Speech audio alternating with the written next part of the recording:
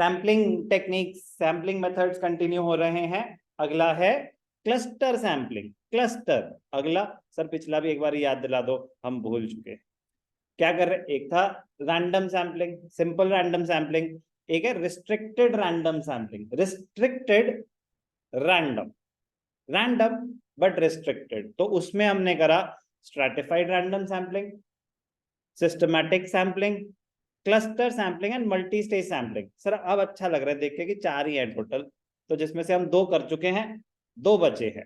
कौन सा करना है, क्लस्टर सैम्पलिंग। तो हम स्ट्रैटिफाइड, स्ट्रेटा, जिसमें स्ट्रेटा ग्रुप्स डिफाइन करते थे, वो हो चुका है। सिस्टमैटिक सैम्पलिंग, आप डिसाइड करेंगे कि कैसे डिसाइड, मतलब सिस्टमैटिक आप पूरा प्लान बनाएंगे, चूज करेंगे अपना सैंपल अपनी मर्जी से।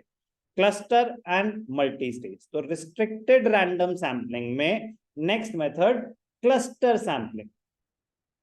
Under this method, total population is divided into some recognizable subdivisions known as clusters.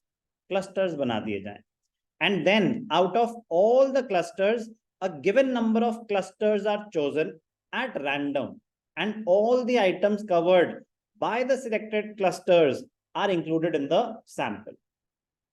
पूरी पॉपुलेशन को क्लस्टर्स में डिवाइड कर दिया।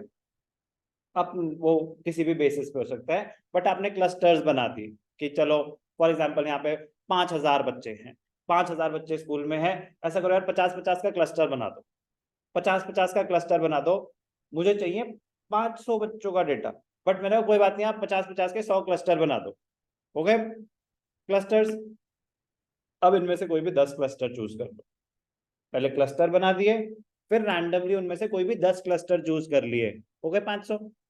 समझ आई बात?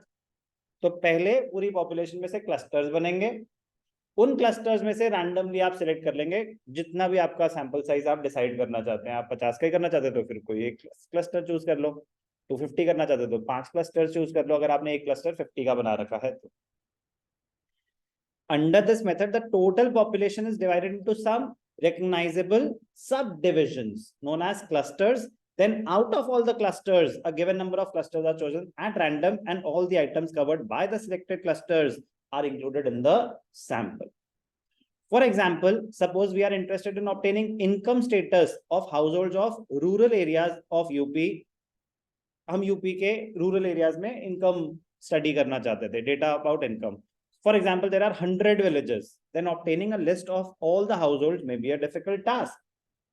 100 villages हैं, तो under cluster method, it is possible to divide these 100 villages into different clusters such that they are homogeneous between themselves. Like, for example, the homogeneous data होना चाहिए. For example, by including some villages which are economically weaker and some with a sound economic background.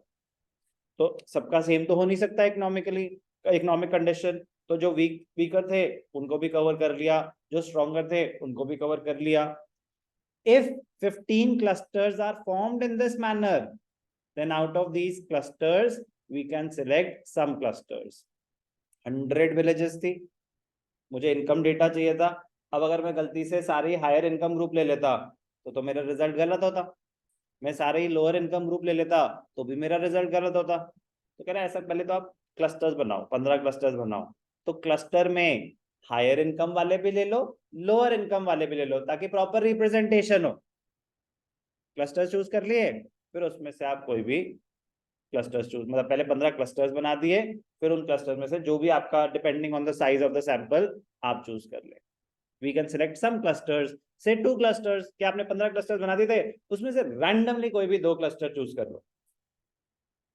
All the households of the villages covered by these 2 clusters will form a cluster sample. In using cluster sampling, the following points should be kept in mind. Clusters should be as small as possible, consistent with cost and limitations of survey. Clusters should be as small as possible, consistent with cost and limitations of the survey. मतलब you need to keep in mind the budget you have. तो अगर आपके पास budget limited है तो भैया sample size बड़ा मत देना, क्लस्टर्स ज्यादा नहीं, मतलब आपको कम क्लस्टर्स में डेटा अपना लेना पड़ेगा और डिसीजन लेनी पड़ेगी। बजट ज्यादा है तो फैल जाओ, ज्यादा डेटा ले लो, जितना बड़ा सैंपल साइज होगा उतना एक्यूरेट आपका डेटा होगा। तो you have to keep that in mind, it should be consistent with your strategies. The number of sampling units in each cluster should be approximately same. ऐसा नहीं होना चाहिए कि एक क्लस्टर में 10 लोग हैं और एक क्लस्टर में 50। No, it should be almost the same, कि 10 और 11 चलेगा, 10 और 12 चलेगा, 10 और 50 नहीं चलेगा, फिर तो गलत है ना, फिर तो प्रॉब्लम है। फिर तो अगर मतलब सैम्पलिंग गलत हो गई, फिर सैम्पलिंग गलत हो गई, एक क्लस्टर चूज हो गया 10 का, एक क्लस्टर चूज हो गया 50 का, सही नहीं। तो कंसिस्टेंसी होनी चाहिए उसमें भी, साइज ऑफ द क्लस्टर में भी।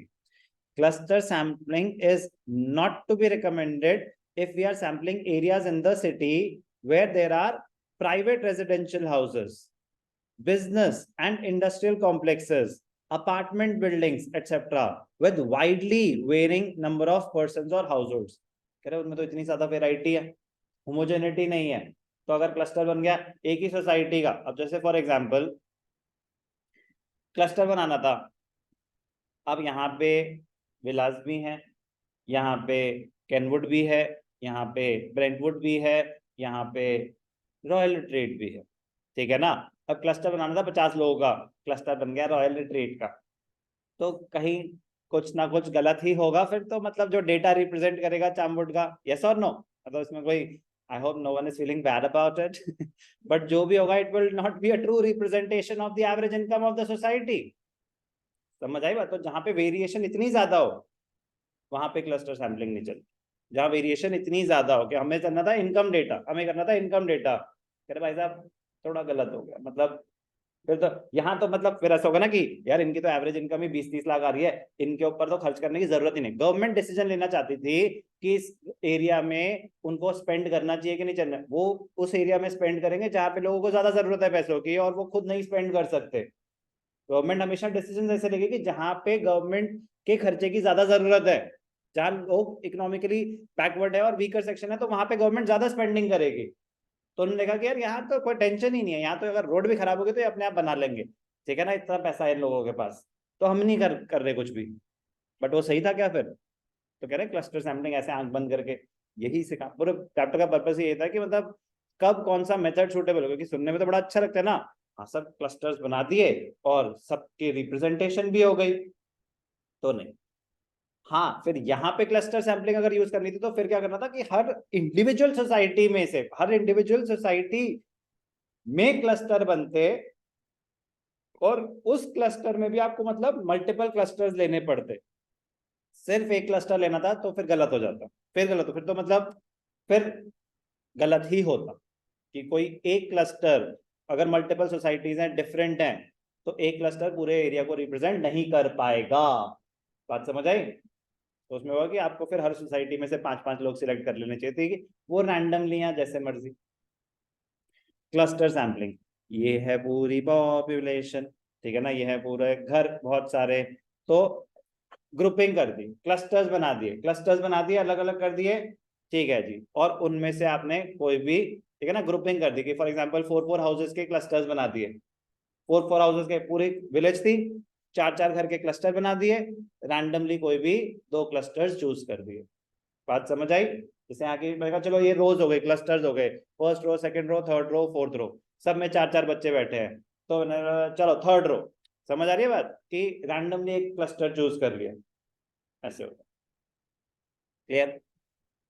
क्लस्टर सैम्पलिंग क्या है, इसके फायदे? This method is very helpful when it is difficult to prepare list of all units of the population. कह रहा है पॉसिबल नहीं है, मतलब हम इसमें से कैसे डिसाइड करें? कह रहे क्या दिक्कत है, बताओ क्या हुआ? मैंने कहा यार इसमें तो 100 घर है, कैसे डिसाइड करूं, मुझे तो ना 10 घर का ही डेटा लेना है। कह रहे 100 घर है, ऐसा करो 5-5 घर का क्लस्टर बना दो, कितने 20 क्लस्टर हो गए, अब पर्ची पे लिख दो 1 2 3 4 20 तक लिख दो, 2 निकाल दो, 2 क्लस्टर जो आते हैं उनका ले लो। बात समझ आई? हो गया डेटा, तो बायस भी नहीं हुए और आपका काम भी हो गया। The time involved in sampling by this method is relatively less. There is greater accuracy under this method as each cluster is a representative of characteristics of the population. Because आपने डिसाइड करा है cluster कैसे बनेगा, तो it has to be a representative. तो जैसे कि income वाली बात थी, तो क्लस्टर में भैया हायर इनकम वाले भी होने चाहिए, लोअर इनकम वाले भी होने चाहिए। तो ग्रेटर एक्यूरेसी के चांसेस है। अगेन ग्रेटर एक्यूरेसी सैम्पलिंग में सिर्फ तभी हो सकती है जब प्रॉपर मेथड्स आपने यूज करे हो, गलती नहीं करी हो कोई। This method requires fewer resources as it involves selecting certain groups from the entire population. नुकसान क्या है सर फिर? If the investigators are unable to divide the population into appropriate clusters, then the clusters so formed may not be true representative of the population, and results of investigation are likely to be unsatisfactory. अगर investigators नहीं divide कर पाए population को proper clusters में, such that it is a true representation of the population, then it will not give reliable results. This method may give biased results if the clusters representing the entire population are formed under a biased opinion. अगर cluster बनाते वक्त आपने personal prejudice को side नहीं करा तो फिर ये true result नहीं होगा। Okay? Okay? Cluster sampling.